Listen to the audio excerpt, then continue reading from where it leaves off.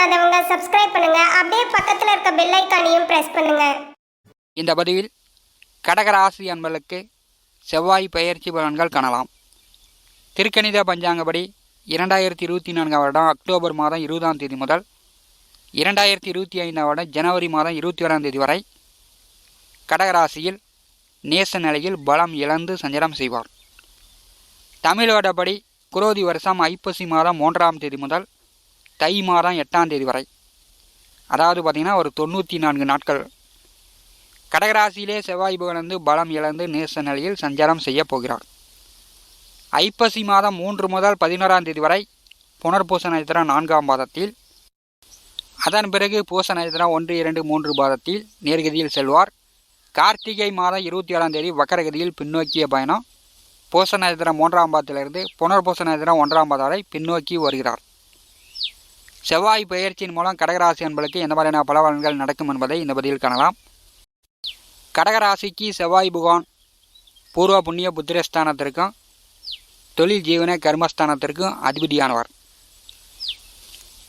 கடகராசியின் அதிபதி பூர்வ புண்ணியஸ்தானத்திலே நேச பலம் பெறுவார்.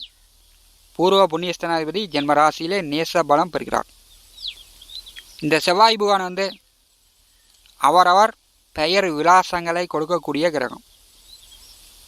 அதாவது எடுத்தவொடனே மற்றவர்களை பார்க்கும்போது பேசும்போது நீங்கள் என்ன ஊர், எங்கே குடியிருக்கிறீங்க அப்படின்னு அவர்களுடைய விலாசத்தை விசாரிப்போம். அது மாதிரி செவ்வாய் புகான் அவரவர் விலாசங்களை பெயரை கொடுக்கக்கூடிய கிரகம். கடகராசி அன்பர்களுக்கு தொழில் ஜீவன கர்மஸ்தான விதியாக இருக்கும்போது உங்களுடைய பெயர் பூர்வீகத்திலும் சரி தொழில் செய்யக்கூடிய இடங்களிலும் சரி உங்கள் பெயர் சொன்னால் எல்லோருக்கும் தெரியும். கடகராசி அன்பர்களுக்கு பூர்வ புண்ணியஸ்தானாதிபதி ஜென்மராசியிலே நேச நிலையில் சஞ்சாரம் செய்ய போகிறார். கடகராசி நீர் ராசி. ராசி அதிபதி சந்திர பகவானுக்கு செவ்வாய் நட்பு. செவ்வாய் நெருப்பு கிரகம்.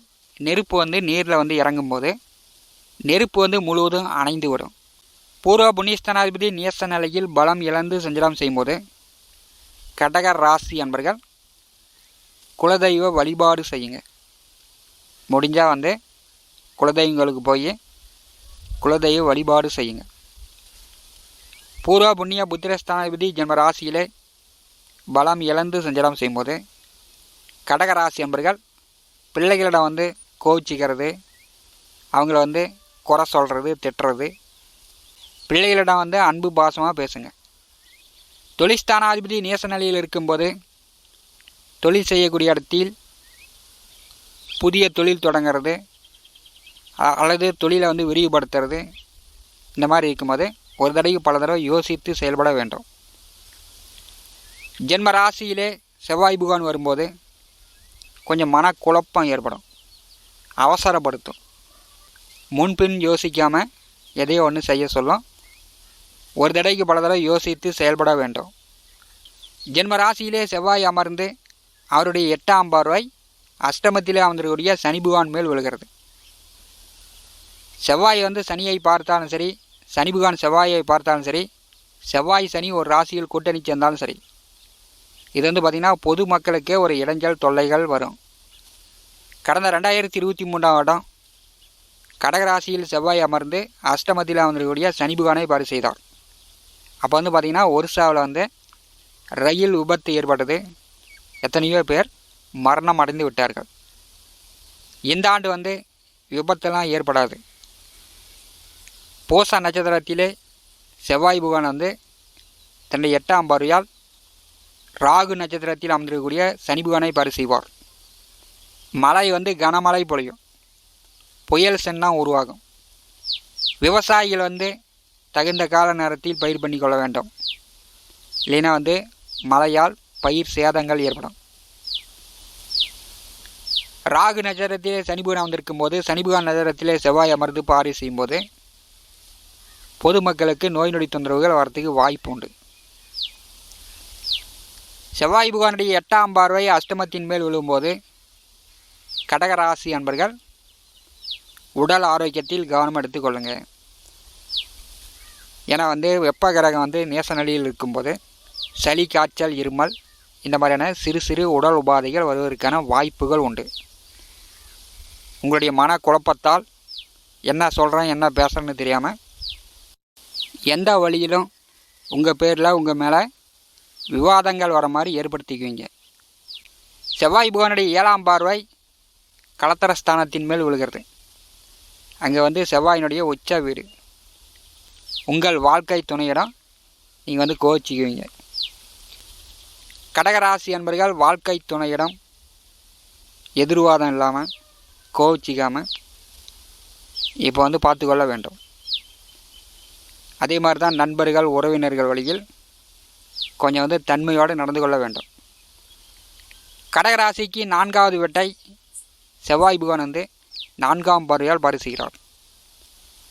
வீடு கட்டலாம், புதிய வண்டி வாகனங்கள் வாங்கலாம், நிலபுல சொத்து சேர்க்கை உண்டு. நிலபுல சொத்துக்களில் இருந்து வந்த பிரச்சனைகள் தீரும்.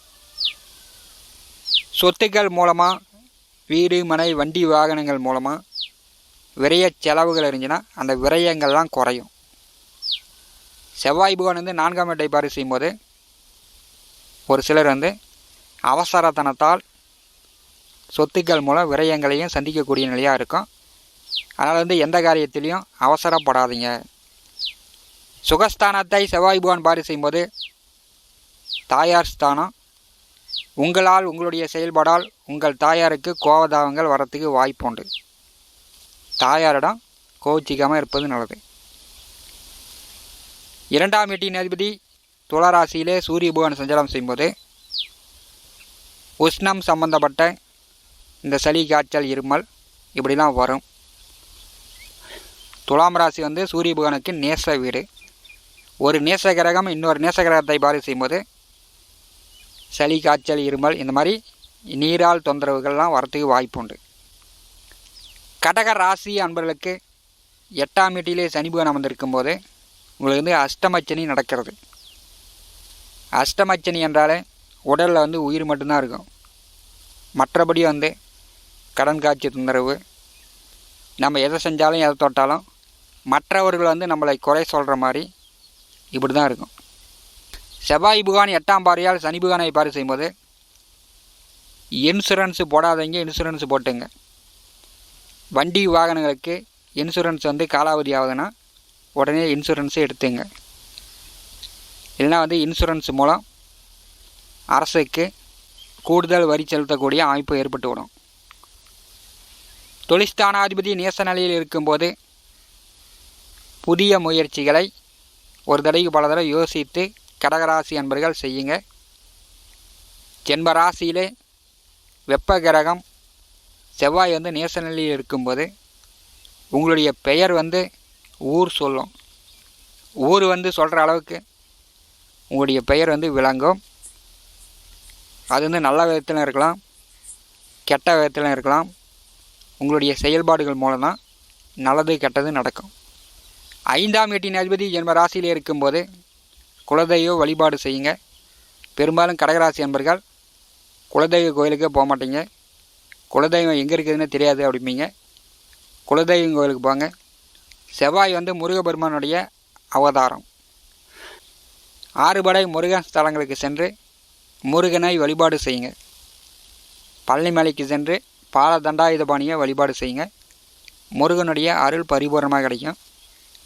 உங்களுக்கு முன் யோசனைகள் நல்ல விதத்தில் தோன்றும். முன்னாடி வரக்கூடிய பிரச்சனையை நீங்கள் நிதானித்து செயல்பட்டு காரியங்களை சாதித்து கொள்வீர்கள். கடகராசிக்கு செவ்வாய் பகவான் ராஜ யோகாதிபதியாக இருந்தாலும் அவர் பலம் இழந்து சஞ்சாரம் செய்யும்போது நீங்கள் விவாதங்களை ஏற்படுத்தி கொள்வீங்க. மற்றவர்கள் உங்களை பற்றி பேசுகிற மாதிரி. மேலும் தகவலுக்கு எங்கள் சேனலை மறக்காமல் சப்ஸ்கிரைப் பண்ணுங்கள். நன்றி.